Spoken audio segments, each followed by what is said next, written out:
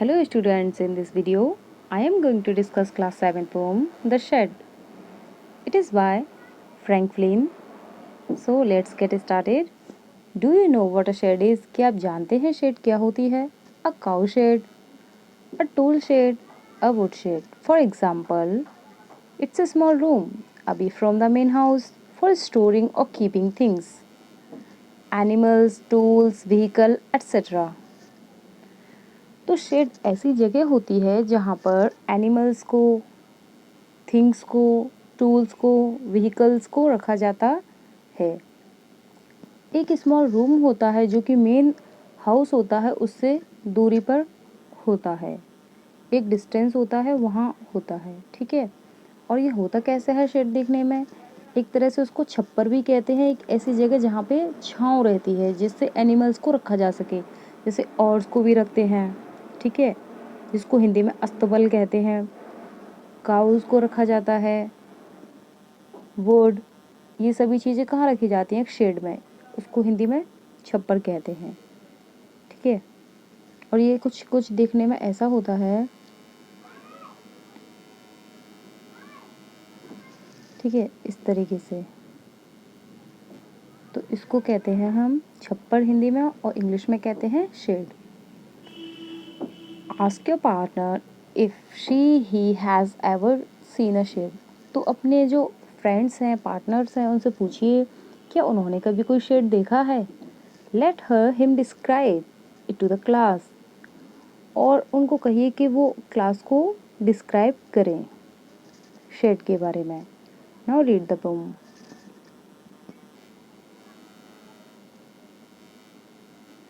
There is a shed at the bottom of our garden with a spider's web hanging across the door.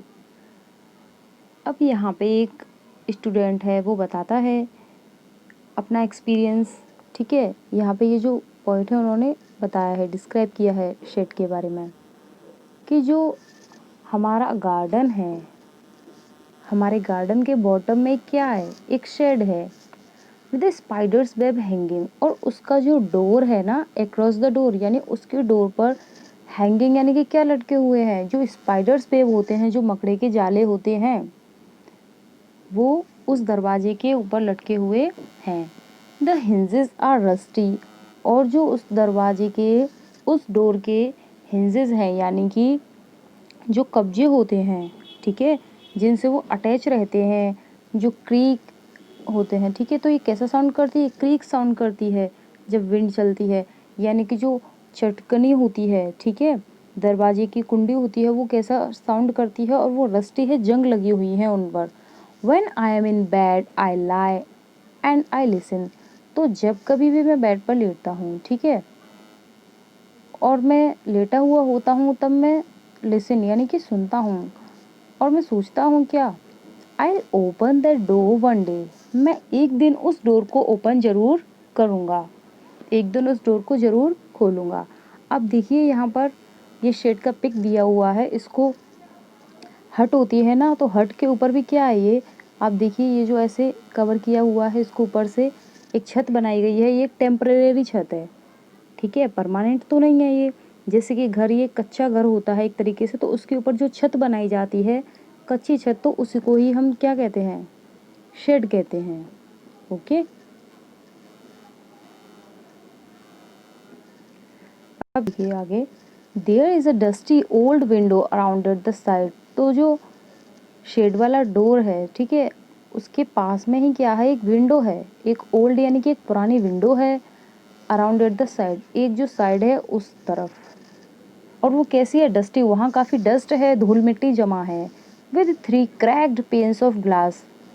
तो जो उसके glass यानी कि उसके जो विंडो पे कांच के पेन लगे हुए हैं, ठीक है, तो वो कितने हैं? 3। और कैसे हैं वो? क्रैक्ड यानी कि चटके हुए हैं, टूटे हुए हैं।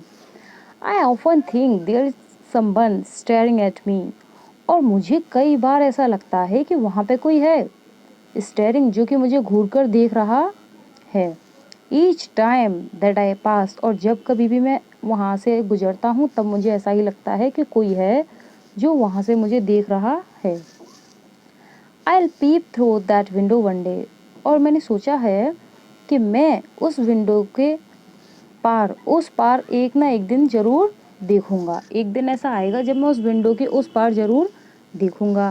माई brother says there is a ghost in the shed. तो मेरा जो भाई है वो मुझे डराता है, मुझसे कहता है कि उस शेड में क्या है, एक घोस्ट है, यानी कि एक भूत है। Who hides under the rotten फ्लोरबोर्ड्स।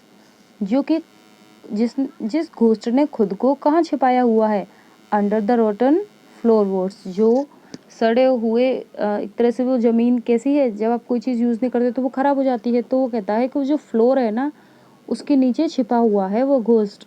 And if I ever dare to set foot inside he will jump out and chop off my head.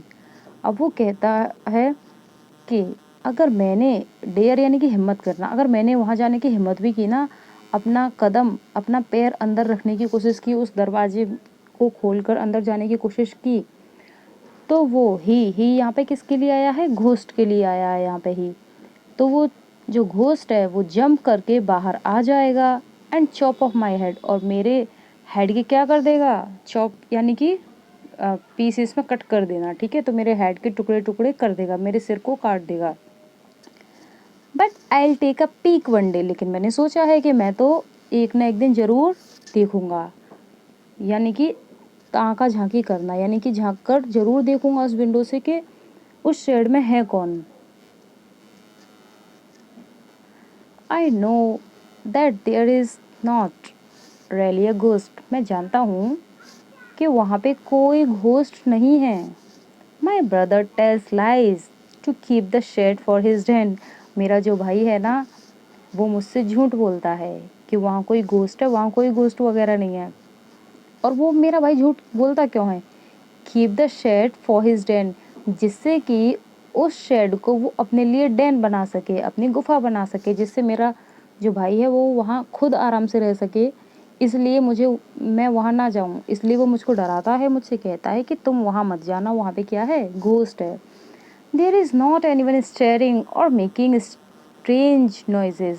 अब वो कहता है वहाँ कोई भी नहीं है जो कि मुझे देखता है, मैं जानता हूँ, और मेकिंग स्ट्रेंज नॉइजेस, और जो ऐसी आवाज़ें यानी कि अजीब सी आवाज़ें, ठीक है, जो अजीब सा शोर है वो भी कोई ऐसा नहीं है जिससे वो शोर आता हो।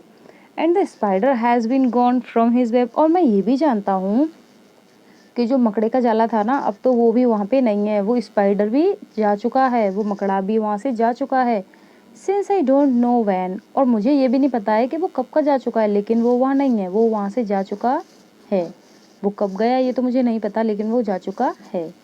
आई will go into that shed one day soon. मैंने सोचा है कि मैं एक दिन बहुत जल्दी ही उस शेड में जाऊँगा, बट नॉट जस्ट येट, लेकिन अभी नहीं जाऊँगा। Okay students, so I hope you liked it. Thanks for watching.